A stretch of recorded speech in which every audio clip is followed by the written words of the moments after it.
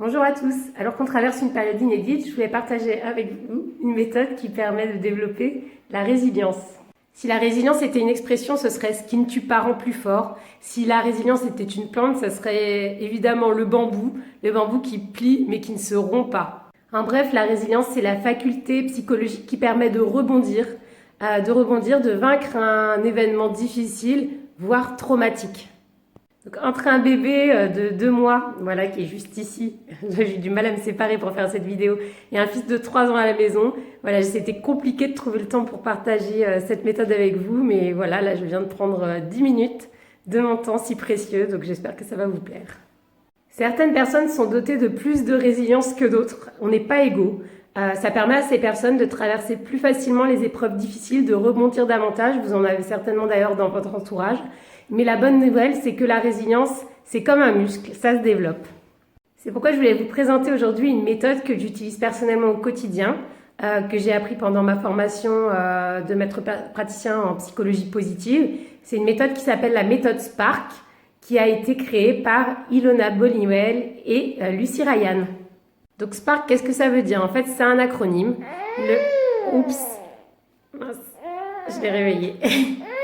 Bon, je reprends. Alors, Spark, qu'est-ce que c'est? Donc, Spark, c'est un acronyme. Le S, c'est le S de situation. Donc, quelle est la situation initiale? Qu'est-ce qui s'est passé? Le P, c'est le P de perception. Comment je l'ai perçu? Qu'est-ce que je me suis dit, en fait? Qu'est-ce que m'a dit ma petite voix à l'intérieur? Le A, c'est le A de autopilote. Voilà quel a été mon sentiment, mon émotion suite à cette situation. Enfin, le R, c'est le R de réaction. Comment j'ai réagi? Qu'est-ce que ça m'a entraîné à faire? Et le K, c'est le K de knowledge. Qu'est-ce que je ressors de cette situation? Quelle est la grande vérité, voilà, que je vais garder de ce qui s'est passé? Pour que ça soit plus concret, je vais vous donner un exemple précis.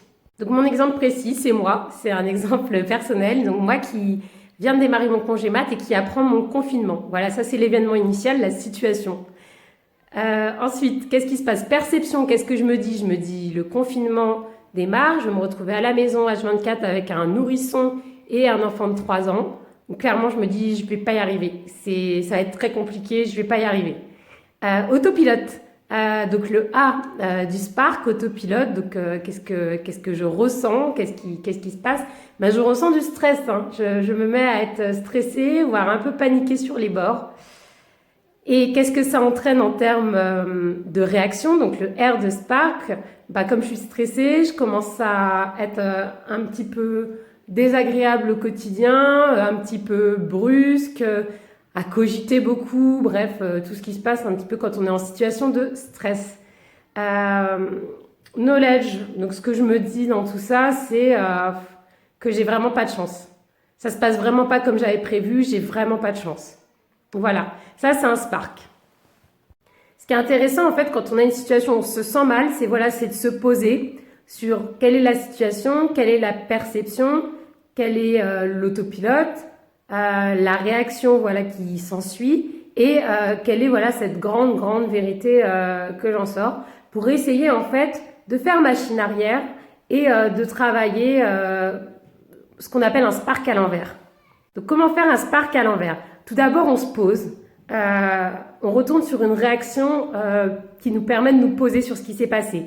Par exemple, on va seul dans une pièce, on souffle, on cogite, ou on médite un peu, ou on fait un peu de yoga si on est du genre à faire un peu de yoga. Bref, on se pose sur ce qui s'est passé sereinement pour pouvoir l'analyser. Ça permet, en termes d'émotion, de sentiment, d'être un petit peu plus neutre. Voilà, on était comme ça, c'était un peu les montagnes russes, parce qu'on vient de vivre quelque chose qui nous a beaucoup chamboulé, beaucoup un peu chamboulé. Et voilà, on permet un petit peu d'aplanir tout ça et de pouvoir réfléchir à tête reposée. Et on se repose ensuite sur le P du Spark, c'est-à-dire sur les perceptions. On se dit, voilà, comment je l'ai perçu? Moi, par exemple, pour ma situation de congé maternité, je me suis dit, je vais pas y arriver, ça va être trop compliqué. Et l'idée, en fait, c'est de se dire, comment j'aurais pu percevoir ça autrement? Dans ma situation, ce que j'aurais pu me dire, par exemple, c'est j'ai beaucoup de chance. Je vais être avec mes 2 enfants à la maison, en sécurité, et ils vont pouvoir vraiment apprendre à se connaître et à développer leur relation frère-sœur. J'aurais aussi pu me dire, ce que je me suis dit plus tard d'ailleurs, C'est une chance que je sois en congé maternité puisque mon business aurait été à zéro.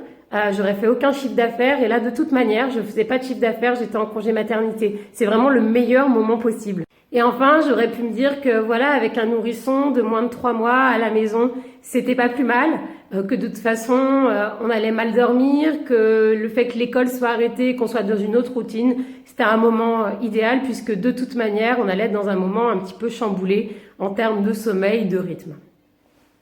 Et généralement, une fois qu'on a changé sa manière, sa perception, sa manière de voir les choses, eh ben, on se sent beaucoup mieux.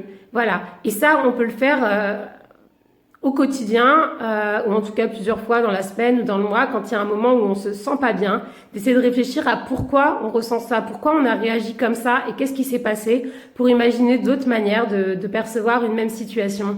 Et si on le fait en utilisant le Spark au quotidien, après, on le fera sans même utiliser le Spark assez naturellement.